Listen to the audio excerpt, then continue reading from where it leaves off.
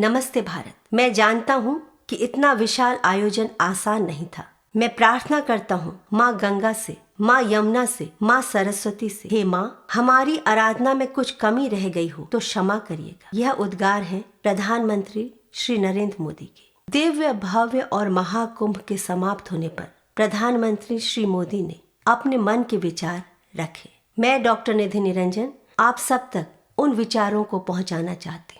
प्रधानमंत्री श्री मोदी ने कहा, जब एक राष्ट्र की चेतना जागृत होती है और वह सैकड़ों सालों की गुलामी की मानसिकता के सारे बंधनों को तोड़कर नव चैतन्य के साथ हवा में सांसें लेने लगती है, तब वैसा ही दृश्य उपस्थित होता है जैसा हमने 13 जनवरी के बाद से प्रयागराज में एकता के महाकुंभ में देखा। प्रयागराज में महाकुंभ के दौरान हमने देश की जागृत चेतना का साक्षात्कार किया। तीर्थराज प्रयाग के इसी क्षेत्र में एकता, समरसता और प्रेम का पवित्र क्षेत्र श्रृंगवेरपुर भी है, जहां प्रभु श्री राम और निषाद राज का मिलन हुआ था। प्रयागराज में महाकुंभ का आयोजन आधुनिक युग के मैनेजमेंट प्रोफेशनल्स, प्लानिंग और पॉलिसी एक्सपर्ट्स के लिए एक नए सिरे से अध्ययन का विषय बन गया है। विश्व में इस तरह के विराट आयोजन की कोई दूसरी तुलना नहीं है। यह देखना बहुत ही सुखद रहा कि बहुत बड़ी संख्या में भारत की युवा पीढ़ी प्रयागराज पहुंची। इससे यह विश्वास दृढ़ होता है कि देश की युवा पीढ़ी हमारे संस्कार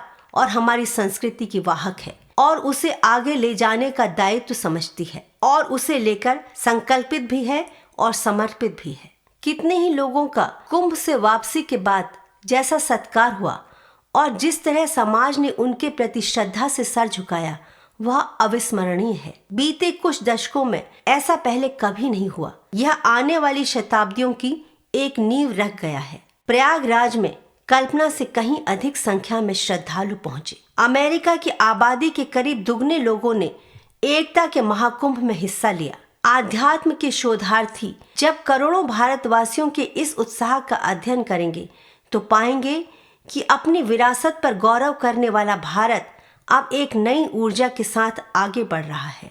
यह युग परिवर्तन की आहट है जो भारत का नया भविष्य लिखने जा रही है। महाकुंभ के दृश्यों को देखकर राष्ट्र के उज्जवल भविष्य को लेकर मेरी आस्था कई गुना मजबूत हुई है। 140 करोड़ देशवासियों ने जिस तरह प्रयागराज में एकता के महाकुंभ को आज के विश्व की एक महान पहचान बता दिया, वह अद्भुत है।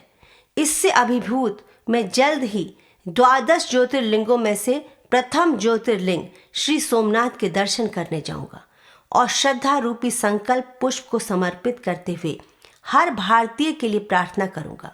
महाकुंभ का स्थूल स्वरूप महाशिवरात्रि को पूर्णता प्राप्त कर गया, लेकिन मुझे विश्वास है कि माँ गंगा की अविरल धारा की तरह महाकुंभ की आध्यात्मिक चेतना और एकता की धारा निरंतर बहती रहेगी। जय हो सनातन धर्म की, जय हो भारत की एकता की।